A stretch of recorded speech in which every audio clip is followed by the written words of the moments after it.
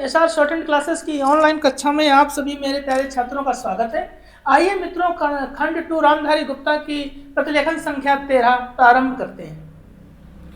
महोदय, निसंदेह ही आज भी हमें भले ही कई मुश्किलों का सामना करना पड़े या कर रहे हों, फिर भी हम 1991 के उन दिनों जैसी स्थिति में नहीं हैं।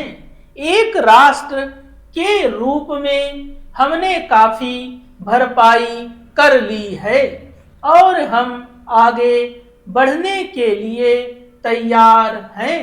श्री राव के नेतृत्व में के बिना यह संभव नहीं था। अब यह अटकल लगाना व्यर्थ और मूर्खतापूर्ण भी है कि कोई और नेता होता तो क्या कुछ ज्यादा और बेहतर किया जा सकता था या नहीं।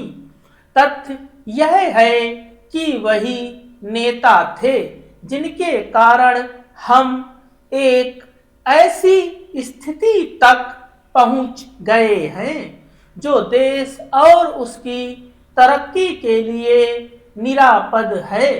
हम जिस अवधि से गुजरे हैं वह बहुत मुश्किल और हलचल पूर्ण थी। सोवियत संघ के पतन और विघटन से हमारी जो कुछ भी अंतरराष्ट्रीय स्थिति थी उसका आधार ही खत्म हो गया। ऐसा लगता है कि हमारे देश में कुछ लोग इस घटना का पूरा मतलब नहीं समझ पाए हैं।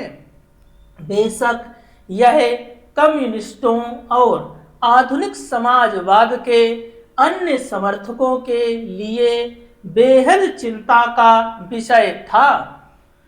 इससे उन सभी निष्पक्ष देशभक्तों को काफी दुख हुआ जिनके लिए सोवियत संघ अच्छा मित्र था और अकेली विदेशी शक्ति थी जो हमेशा हमारे साथ खड़ी होती थी।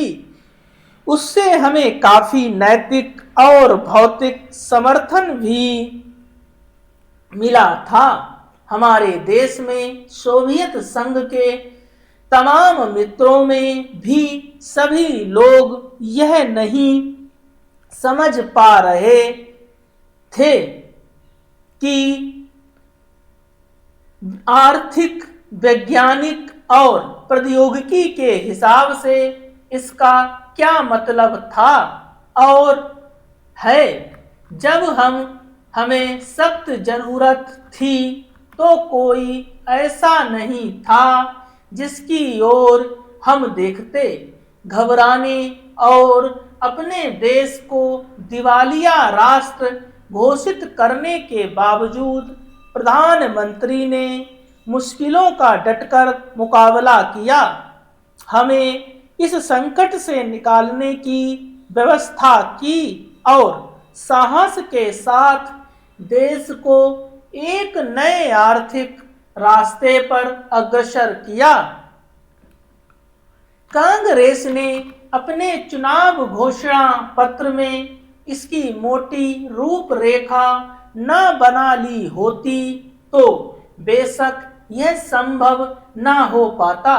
इस घोषणा पत्र के मुख्य निर्माता स्वयं राजीव गांधी थे और इसे तैयार करने में श्री राव उनके मुख्य सहायक थे।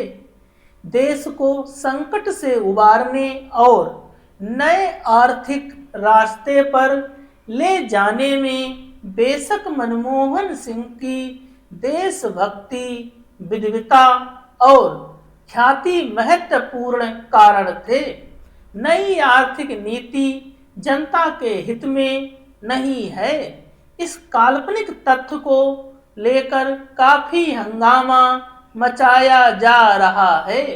इसके उलट अगर उसे अपेक्षित ढंग से लागू नहीं किया जा रहा है तो इसकी वजह यह है कि जनता के नाम पर हर तरह की आंशिक और कारपोरेट मांगें पूरी की जा रही हैं।